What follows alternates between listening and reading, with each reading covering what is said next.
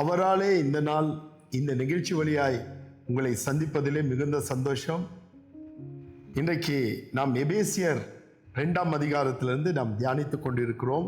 18ஆம் வசனம் சொல்லுகிறது, அந்தபடியே நாம் இருத்திரத்தாரும் ஒரே ஆவினாலே பிதாவினிடத்தில் சேரும் ஸ்லாக்கியத்தை அவர் மூலியமாய் பெற்றிருக்கிறோம்.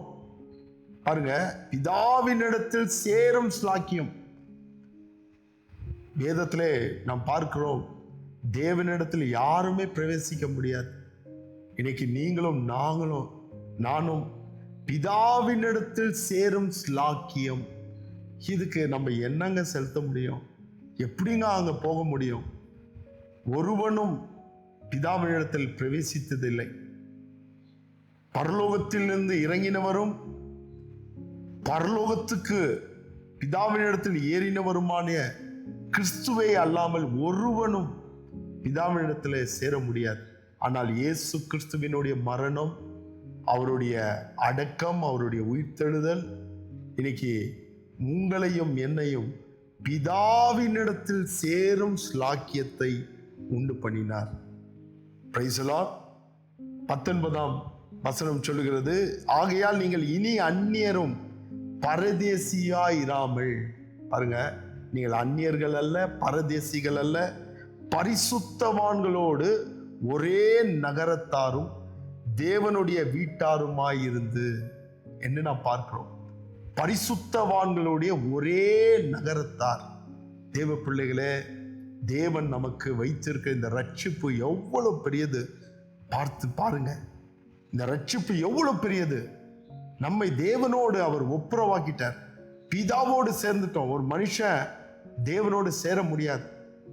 ஏதேன் தோட்டத்தில் கூட இயேசு கிறிஸ்து ஒரு விசிட்டரா தான் இருந்தார். ஒரு பிரசன்னம், தேவ பிரசன்னம் அங்கே இருந்தது. ஆனால் தேவனோடு அவர்கள் ஒப்புரவாக்கி ஒன்றாக இல்லை. அவர்கள் ஏதேன் என்ற தோட்டத்தில் வைத்து அவர் மத்தியான குளிர்ச்சியான வேளையிலே அவர்களிடத்தில் அவர் வருவார். இப்படிதான் மனுஷனை அவர் சந்தித்தார்.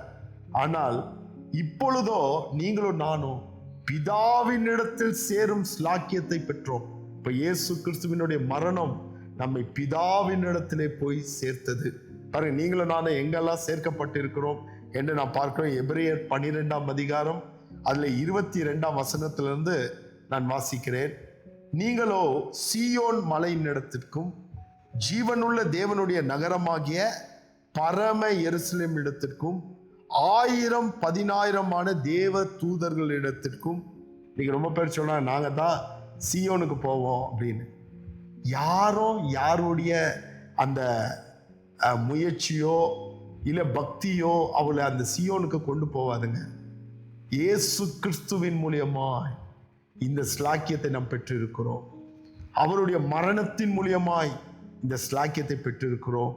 நாம் இருத்திரத்தாரையும் ஆண்டவர் ஒரே ஆவினாலே தேவனிடத்தில் சேரும் ஸ்லாக்கியத்தை உண்டு பண்ணினார்.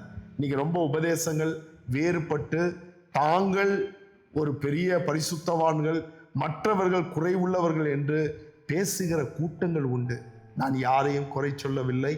ஆனால் வேத வசனத்துல என்ன சொல்லுது? நீங்களோ சீயோன் மலையின் இடத்திற்கும் ஜீவனுள்ள தேவனுடைய நகரமாகிய பரம எருசலேம் இடத்துக்கும் 1000-10,000 தேவ தூதர்கள் இடத்திற்கும் பரலோகத்தில் பேர் எழுதியிருக்கிற முதல் பேரானவர்களின் சர்வ சங்கமாகிய சபையின் இடத்திற்கும் யாவருக்கும் நியாயாதிபதியாக தேவனிடத்திற்கும் பூரணமாக்கப்பட்ட நீதிமான்களுடைய ஆவிகள் இடத்திற்கும் புது உடன்படிக்கையின் மத்தியஸ்தராகிய இயேசுவின் இடத்துக்கும் ஆபேலினுடைய ரத்தம் பேசினதை பார்க்கிலும் நன்மையானவைகளை பேசுகிற ரத்தமாகிய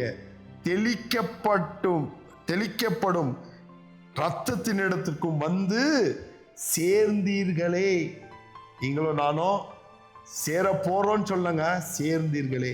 என்றைக்கு இயேசுவை நீங்கள் விசுவாசித்து அவரை ஏற்றுக்கொண்டு பிதா குமாரன் பரிசுத்த ஆவியினால் ஞானஸ்தானம் பெற்று அவரை சொந்த இரட்சகராகிய உங்க உள்ளத்துல ஏற்றுக்கொண்டு இந்த நீங்க கேட்கிற இந்த வசனத்தை உறுதியாய் அந்த வசனத்துல நிலைத்திருப்பீர்கள் என்றால் நீங்க எங்க சேர்க்கப்பட்டீர்கள்?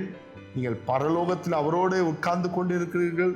அது மட்டும் இல்லை, நீங்க சர்வ சங்கமாகிய சபையின் இடத்திலே நீங்கள் சேர்க்கப்பட்டீர்கள் என்று வேதம் சொல்லுகிறது. தேவ பிள்ளையே, இவ்வளவு பெரிய ரட்சிப்பை தேவன் நமக்கு இலவசமாய் இயேசு கிறிஸ்துவின் மூலமாய் நமக்கு கொடுத்திருக்கிறார். தேவனுக்கு நாம் எவ்வளவு நன்றி சொல்லணும். கர்த்தரை மகிமைப்படுத்துங்க. இந்த வார்த்தையை நீங்க ஏற்றுக்கொள்ளுங்க. கர்த்தர் உங்களை ஆசீர்வதிப்பாராக. ஆமென். God bless you.